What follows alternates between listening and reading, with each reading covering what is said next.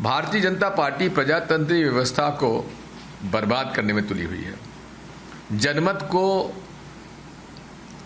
खरीदा जा रहा है, जनमत को की नीलामी हो रही है।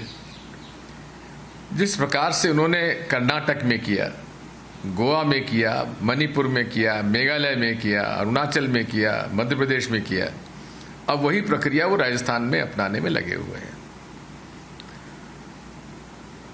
मध्य प्रदेश में चूंकि कांग्रेस और भाजपा के विधायकों में बहुत कम अंतर था, इसलिए यहाँ वो सफल हो गए, लेकिन वहाँ काफ़ी अधिक, लगभग 30 से ज़्यादा लोगों में, विधायकों में कमी है। तो वहाँ मुझे नहीं लगता कि संभव हो पाएगा, लेकिन फिर भी उनका प्रयास निरंतर चला जा रहा है और करोड़ों रुपए ऑफर किए जा रहे हैं।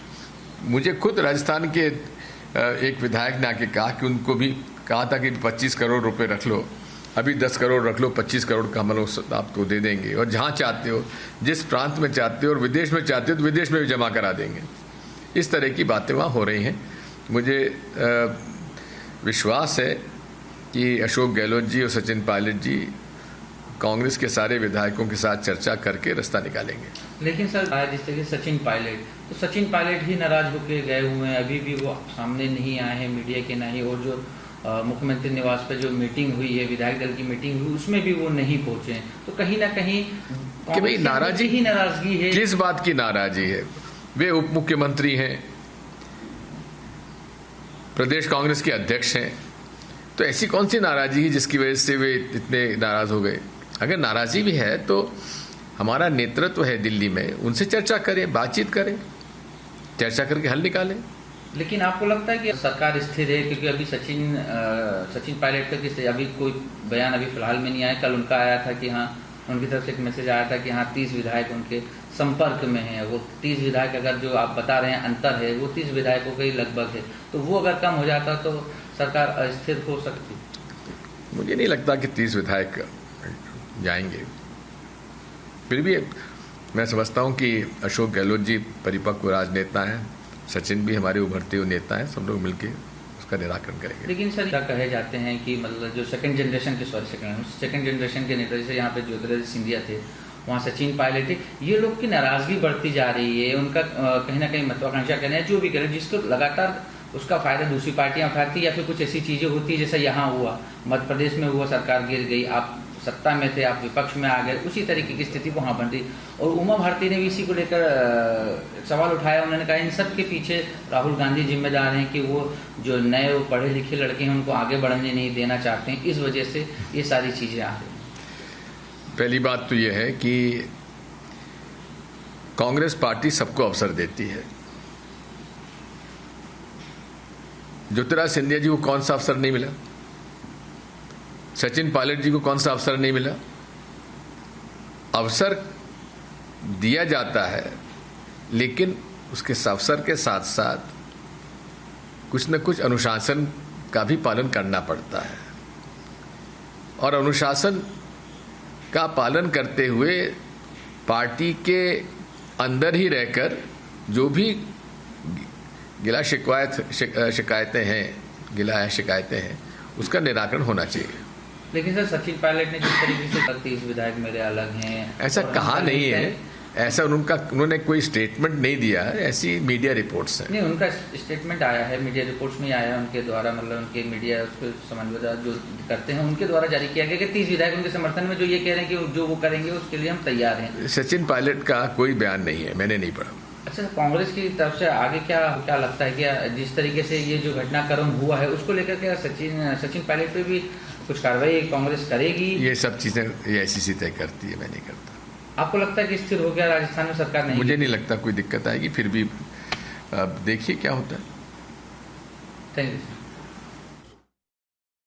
Well, that was senior Congress leader Digvijay Singh somewhere down the line trying to indicate that all opportunities were essentially given to Sachin Pilot. In fact, many would say that the Congress party today seems to be having an insatiable appetite for self-destruction. Let me also go across to my colleague, our political editor, Aishwarya Kapoor, for the latest. Aishwarya, somewhere down the line, That's exactly where the problem lies with the Congress party, trying to deny that there's been absolutely no problem. Look at the tone and tenor of Digvijay Singh when he says that what opportunities weren't given to Jyotiraditya Scindia and Sachin Pilot. And that's exactly where the problem lies, the problem between the old guard and the new guard.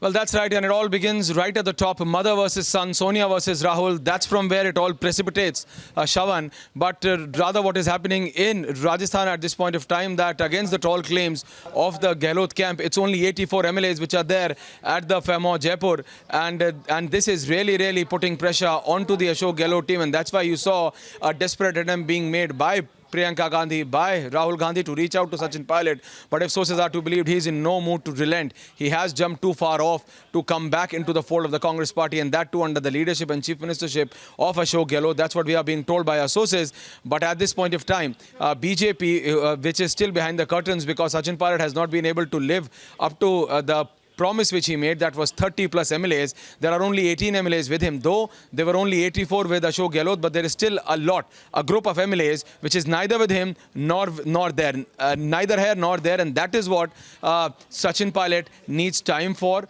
to get that lot with him. And that's why we are being told BJP has already given an indication that it's going to be going towards the floor test. That is what we indicated early in the morning, that it has been discussed between Sachin Pilot and a top BJP leader early in the morning today, that he should write a letter back to the governor, according to our sources, and then writing a letter to the governor, he should basically claim what he said in that media statement, that it is a minority government led by Ashok Gehlot, governor calling for a floor test, and this will give at least 5, 6, 7, 8, 10 days minimum 8 to 10 days to Sachin Pilot to garner that group of MLAs. And also, if it is to be believed, Sachin Pilot claims that there are at least 18, more than a dozen and a half MLAs which are there at Fairmont and are ready to come to Manesar. So if that's the matter of fact, then it is going to be Sachin Pilot all the way. But it all depends on the numbers and time, because this is not going to end in 24 hours or, for that matter, 12 hours. It's going to be a long haul. Ashok Gehlot is aware about it. That's why, in sheer desperation, he wanted to keep them under his claw in the Chief Minister's residence at 8 Civil Lines. He couldn't do that. Then he has taken them back to Fairmont, where, as you broke that information, Shravan, that IT raids and a massive 90+ crore scam has been unearthed. Despite that, he has taken those MLAs because he just cannot let them go out of sight. Out of sight means government is out. Ashok Gehlot is rather completely aware about it. But if Sachin Pilot gets the signature of 25 plus MLAs, as he's claiming, and writes to the governor, governor will be forced, because at the end of the day, democracy is ruled by rules, and then governor will have to ask for a show of strength from the chief minister, and that's where Ashok Gehlot will have to loosen its grip, and that's when Sachin Pilot can really paw upon. So yes, all of this is being looked into very minutely. BJP is also working. Let there be no doubt about it. BJP is working behind the curtains. BJP is giving us very fine indications. We just heard that tweet coming in from the BJP IT cell chief. So yes, all of these things are happening simultaneously. There are top leaders who have met Sachin Pilot and Jyotiraditya Scindia last night. There has been a meeting early in the morning. So yes, all of this is precipitating to a point where you will have a letter coming in from Sachin Pilot back to the governor's house. Yeah.